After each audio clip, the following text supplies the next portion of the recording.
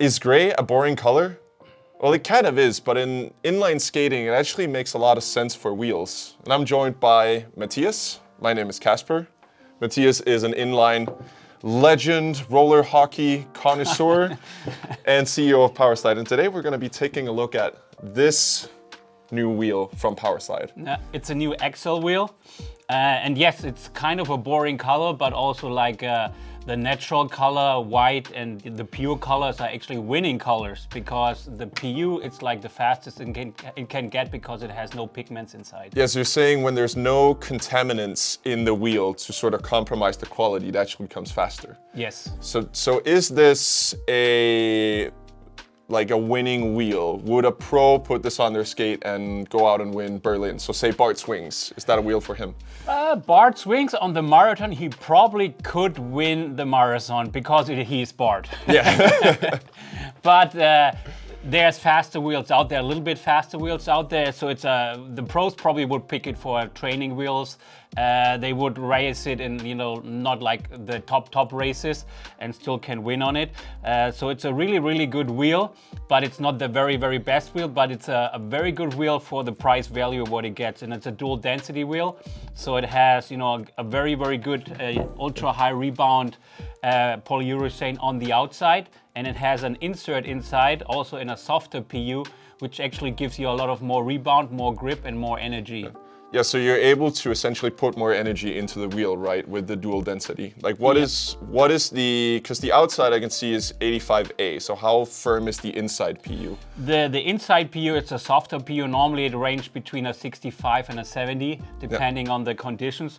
So yes, when you put more energy in, it gives you more energy back. So yeah, you're making this already. So when you're pressing it down, you can see how it's bending over the PU. So it gives you, when you're pushing it, it actually gives you a bigger footprint, and then you get a more pop out of the push and also out of the corners. So it's like you have a better grip and still also a better roll because it also improves the rebound and the bouncing. Okay, so that makes sense. So yeah, you actually have more of a surface area when you push, so you have more grip, essentially.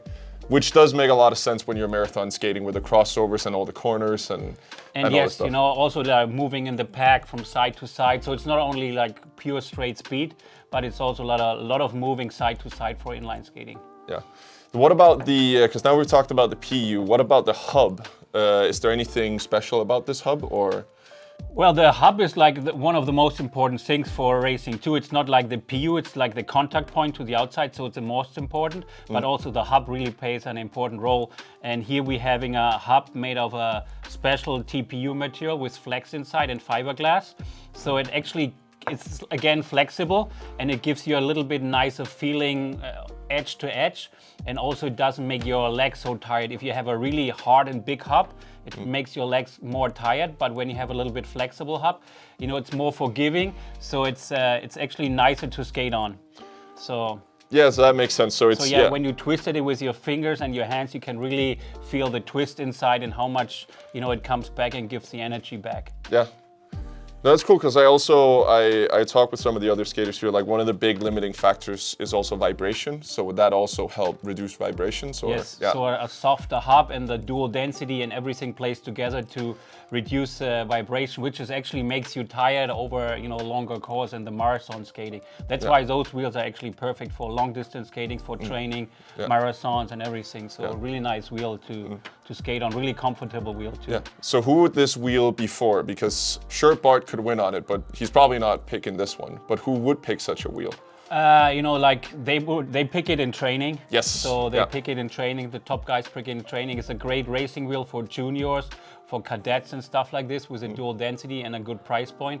And also like people who just skate, really for training sessions, like workout sessions, and marathon people, you're probably saying having a marathon time around 110 and stuff like this, and 120, they will really enjoy this wheel.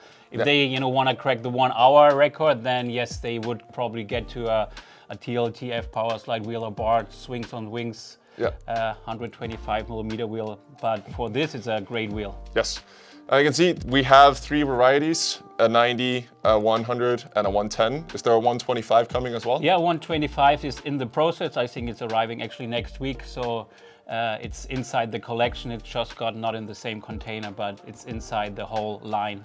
So, and even like the 90s comes with a dual density.